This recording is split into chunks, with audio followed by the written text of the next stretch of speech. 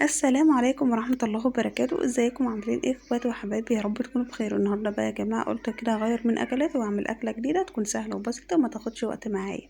طبعا كل اسبوع بعمل محاشي يا جماعة، محشي بقى بتنجان، محشي ورق عنب، ورق خاص، ورق كرنب.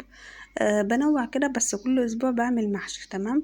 فانا قلت عايزة اغير كده واعمل اكلة سهلة وتكون بسيطة وتكون كمان تعجب اولادي وزوجي، تعجبهم جدا كده وبألف هنا وشفا. بصراحة عجبتهم أكلة زي العسل، بألف هنا وشفا. اتفضلوا معانا بقى يا أحلى فانس في الدنيا. وكرمان طبعا هي اللي بترص الصينية قالت لي يا ماما مش هتعبي نفسك انت وانا هعمل كل حاجة بدالك. لازم يا جماعة نعلم أولادنا كل حاجة في الحاجات الحياة العملية، فاهميني؟ يعني مش كل حاجة دراسة ومش كل حاجة، لأن بصراحة لازم يساعدونا في البيت وتعلموهم حاجات كتير، علشان لا قدر الله انت تعبتي، انت حصلك اي حاجة، اولادك هم اللي يشيلوكوا، هم اللي يسندوكوا. تمام.